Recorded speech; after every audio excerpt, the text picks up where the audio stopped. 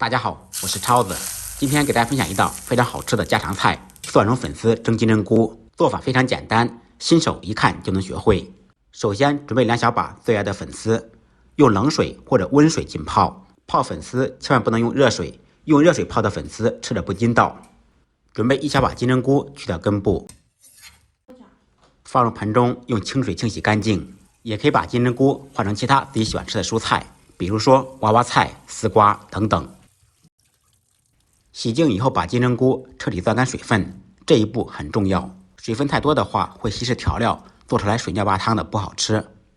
准备半根火腿，先切成厚一点的薄片，再切成细丝。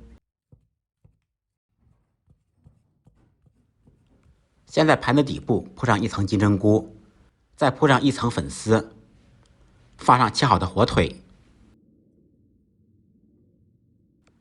再铺上1层粉丝，1层金针菇。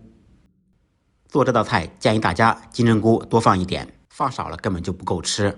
接下来我们制作蒜蓉，准备大蒜用刀拍匀剁碎，大蒜稍微多放一点。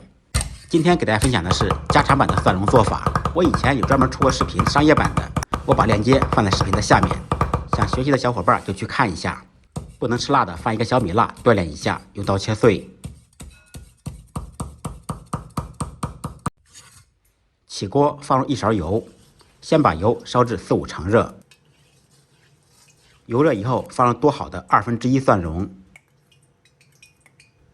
这个时候开中小火，把大蒜炸出香味，炸至金黄色。注意蒜蓉千万不能炸过，炸过的话吃着会发苦。成这种状态就差不多了。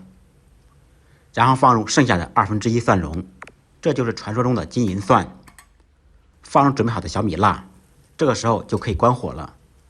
稍微晾凉以后，放入少许盐，一点点鸡精、蚝油，家常版的蒜蓉酱就做好了。虽然是家常版的，但是味道也非常浓郁，可以用来蒸各种蔬菜或者烧烤，味道都嗷嗷香。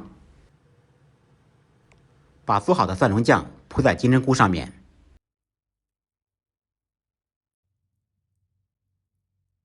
接下来我们开始蒸制，起锅做水，放上1个篦子，放上做好的金针菇，开大火先把水烧开。开锅以后转开中火蒸8分钟左右。8分钟以后掀开盖子，满屋都是浓浓的蒜香味。把蒸好的金针菇取出，光凭蒜蓉的味道还是不够的，我们还要放少许蒸鱼豉油。蒸好的金针菇淋上3小勺蒸鱼豉油，撒少许迷人的小葱花。另起锅做少许葱油，先把油烧热，烧热的葱油浇在葱花、蒜末上面，腾一下香味就出来了。一道非常下饭的蒜蓉粉丝蒸金针菇就做好了。按照我的方法做，不好吃粉丝可以来找我。感谢朋友们的支持点赞，再忙再累记得按时吃饭。下期视频见，拜拜。